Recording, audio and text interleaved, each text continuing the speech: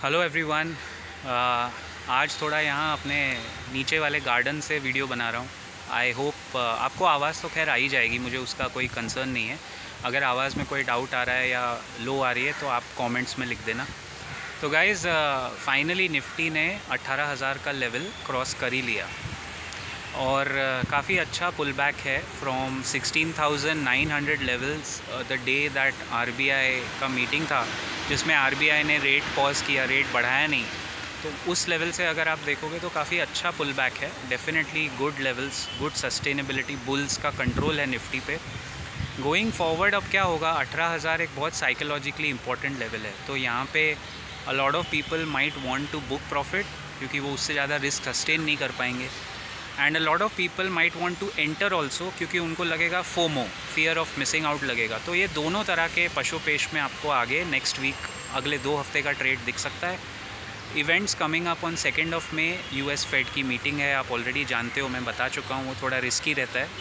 लेकिन 2 मई को एक और चीज़ है, रिलायंस इंडस्ट्रीज़ का इंटरनल मीटिंग है to decide and to announce for Jio financial services.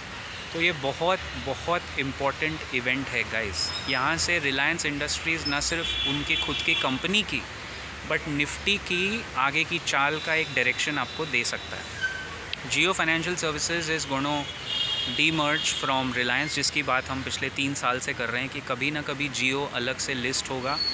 अब देखते हैं वो क्या अनाउंसमेंट करते हैं, किस तरह इन्वेस्टर्स को ऑफ़र फॉर, मतलब एक एफपीओ लाते हैं या उसको डीमर्ज करते हैं। तो ईदर वेज रिलायंस के स्टॉक में शायद बाइंग बढ़ सकती है। मुझे दिख रहा है काफ़ी अच्छा मोमेंटम बढ़ सकता है। ऑलरेडी आप लास्ट वीक देखोगे तो 2300 से 2420 के लेवल तक तो वो आ ही गया। तो बाइंग तो हो रही है, सस्टेनेबल बाइंग हुई है। 2200 के लेवल से 2400, 200 पॉइंट की बाइंग तो हो चुकी है। But here in lies the crux. 200 day moving average, 200 day simple moving average है रिलायंस का 2471।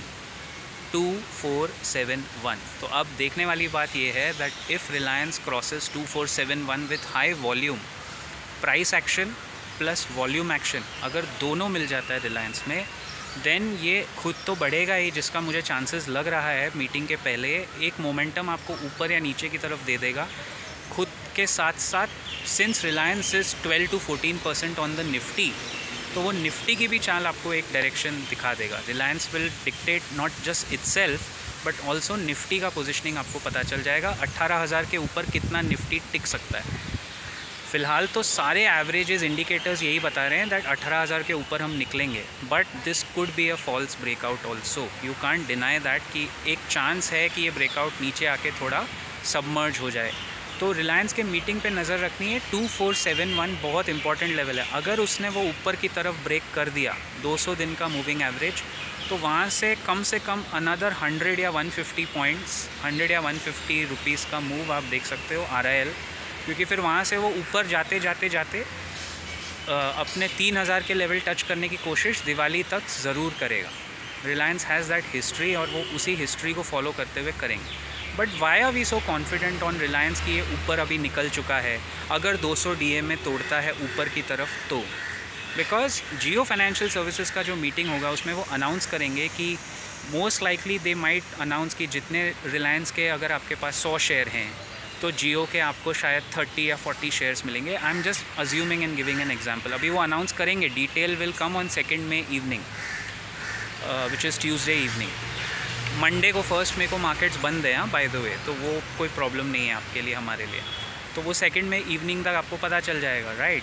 अब अगर उन्होंने ऐसा कुछ अनाउंस किया तो सब रिलायंस के शेयर खरीदने के लिए भागेंगे, क्योंकि उनको जियो का वो डीमर्ज एंटिटी के बोनस शेयर्स चाहिए होंगे। तो इस चक्कर में I feel there might be a stealth buying in Reliance, जिसके वजह से निफ्टी भी ऊपर चढ़ सकता है अब, और रिलायंस भी आपको एक मूवमेंट दे सकता है।